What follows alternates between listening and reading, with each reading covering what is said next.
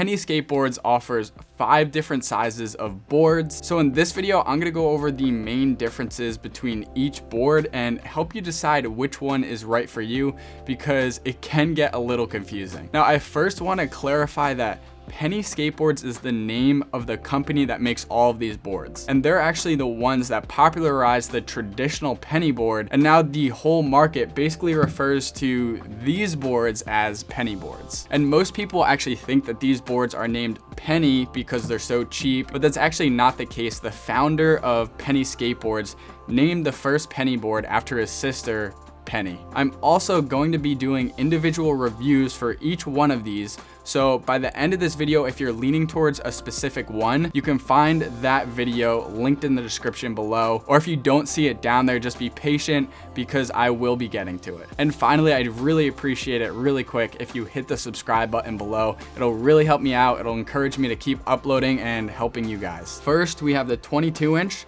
the 27-inch, 29-inch, 32-inch, and 36-inch. All of these boards are gonna serve a different purpose for a specific type of person. So now I'm just gonna clear all these boards off the table and then go one by one. All right, so the first one, and I'd probably say the most popular out of all the boards, is Penny's 22-inch. Now the 22-inch is what most people envision when they think of a penny board. It has the classic waffle grip and is the smallest out of all the boards. I personally am not a huge fan of riding this board, and that's mainly because it's just so tiny. Like, my feet barely fit on it. It's just kind of uncomfortable to ride on. So the bottom line is, when most people ask me, yo, should I get the 22-inch penny board, I mostly tell them, unless you're a little kid or you really need something tiny so that you could just throw it in your backpack, say you're cruising to class, you need to stash it behind your seat or something, then in that case, I would say, sure, it makes sense. But honestly, it's kind of hard for me to recommend this board just because it's not the best to ride. Like, when I was cruising on this thing and I would hit pebbles or go over cracks, I would really feel it, and you can't really get a wide enough stance just to feel stable on. All right. Now we're gonna move on to the 27-inch nickel board. Now essentially this board is just the step up from the 22-inch traditional penny. It has the same wheels, bearing, hardware, and actually all of the boards from Penny Skateboards have the same bearings, hardware. Waffle pattern print, it just varies a little, and the trucks for the most part are the same. They're just gonna vary in width because of the deck sizes. So this is actually the board that I recommend the most to people because the deck is wider, making it much easier to balance on. Bottom line, I would recommend this to most people that want that traditional penny look and really don't mind that 5-inch size difference. It's really not that crazy. I mean, I'm gonna put that right there. And then if you check, this is the 22-inch right next to it.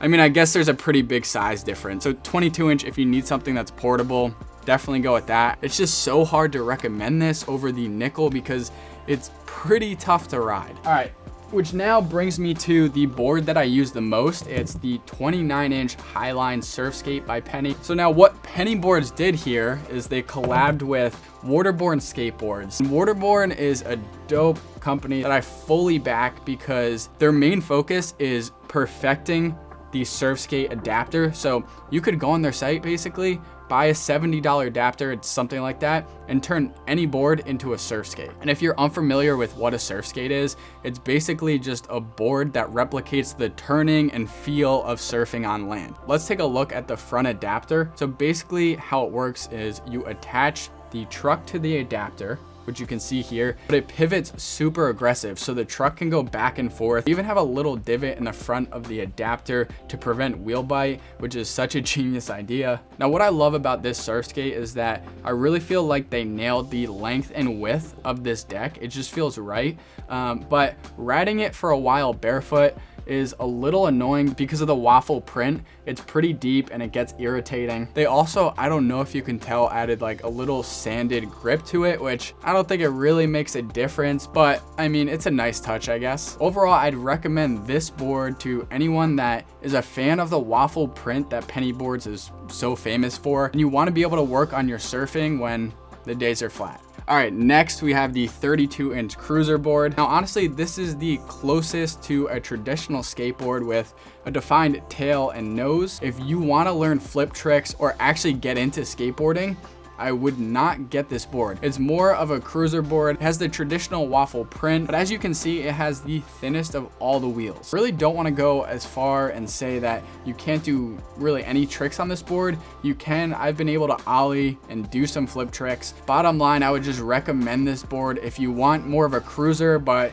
you want to be able to hop up onto curbs, do the occasional flip trick here or there. So yeah, that's basically my opinion on this board. It's pennies closest to the traditional skateboard, but with a heavier focus on a cruiser. And finally, we have Penny's 36-inch longboard. They have the traditional reverse kingpin trucks. The interesting part about this is on the deck, they have like a lightly sanded grip, which is a pretty nice touch. Other thing to note is when I was about to step on this thing, I was like, yo, this thing is probably gonna flex a bunch because it's plastic, but it didn't flex at all. Like, I was pretty mind blown. And I guess that's because of the two really thick bars that go along the bottom of it. I'd recommend this as like the ultimate cruiser board. If you want something to really balance on when you're riding over, say, rocks or cracks, like you're really not gonna feel it and you're gonna be able to just ride right over it. With all these boards, they have a really solid warranty, so I have no problem really standing behind the company. I really hope that this video helped you make a better decision, or at least get a little closer to figuring out what board is right for you. If you're still confused, drop a comment below and I'll get back to you as quick as I can. If you found any value at all in this video, I would really appreciate it if you hit the like and subscribe button below. It just motivates me to keep making these videos and helping you guys out. That pretty much does it. I'll see you guys in another one of my videos later.